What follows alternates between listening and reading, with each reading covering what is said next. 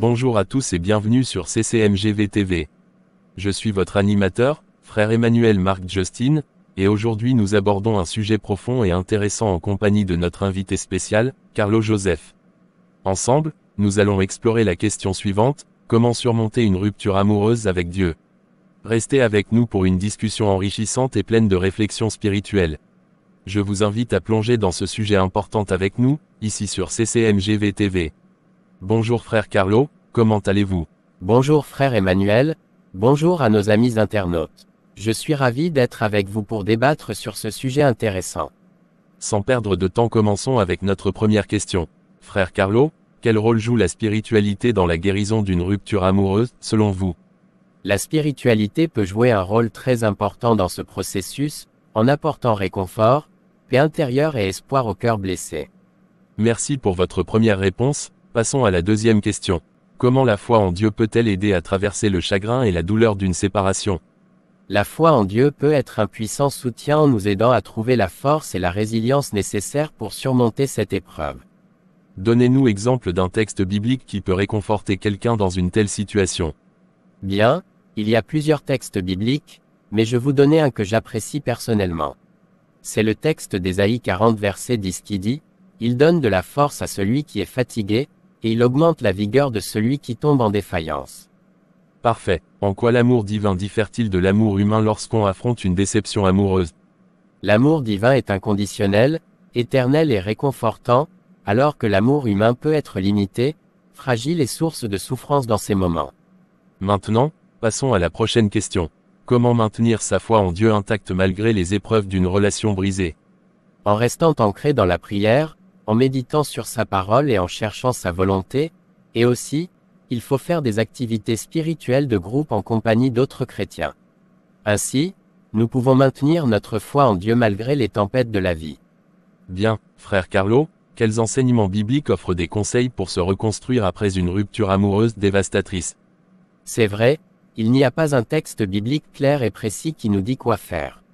Mais les enseignements bibliques mettent en lumière la guérison, le pardon, la foi et la résilience comme des piliers pour se reconstruire sa vie après n'importe quelle situation désastreuse dans notre vie.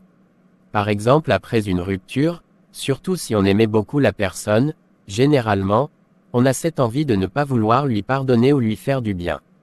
Alors que la Bible nous enseigne à pardonner à toute personne qui nous fait du mal, elle nous a même dit d'aimer nos ennemis. Comment trouver la force intérieure et la paix en se connectant à sa spiritualité pendant une période de deuil amoureux? Jésus-Christ dit en Jean 14 verset 27, « Je vous laisse la paix, je vous donne ma paix. Je ne vous donne pas comme le monde donne. Que votre cœur ne se trouble point, et ne s'alarme point. » Donc, on peut la trouver en se recentrant sur sa relation avec Dieu, en priant, en méditant et en s'appuyant sur sa présence, on peut trouver la force et la paix intérieure nécessaires pour traverser le deuil amoureux. Parfait, poursuivons. En quoi la communauté chrétienne peut-elle soutenir et accompagner ceux qui traversent une séparation amoureuse dévastatrice? La communauté chrétienne peut offrir un soutien moral, des prières collectives, des conseils spirituels et une écoute bienveillante pour accompagner ceux qui souffrent d'une séparation amoureuse dévastatrice. C'est bien, frère Carlo, le moment est venu pour nous de prendre notre pause traditionnelle dans l'émission. À tout à l'heure.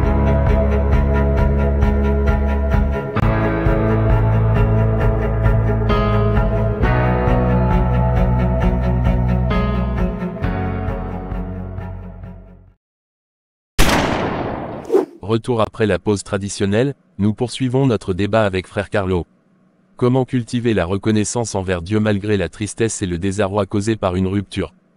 Parce que parfois certaines personnes sont même déçues de Dieu. En comptant les bénédictions présentes dans nos vies, en exprimant notre amour à Dieu même dans les moments difficiles, nous pouvons cultiver la reconnaissance malgré la tristesse de la rupture. Très bien, maintenant, une question cruciale que nos internautes aimeraient connaître la réponse. Frère Carlo, comment transformer une épreuve amoureuse en occasion de croissance spirituelle et personnelle?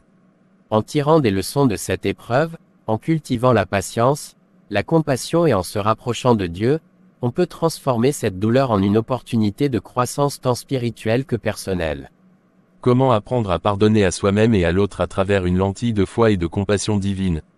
En reconnaissant notre humanité, nos erreurs et nos limites, En priant pour la force de pardonner et en se laissant guider par la compassion divine, on peut progressivement apprendre à se pardonner et à pardonner à l'autre.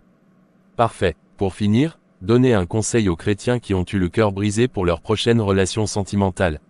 Très bien. Mon conseil pour tous les chrétiens qui ont eu le cœur brisé est de rester enracinés dans votre foi et de confier vos relations futures entre les mains de Dieu.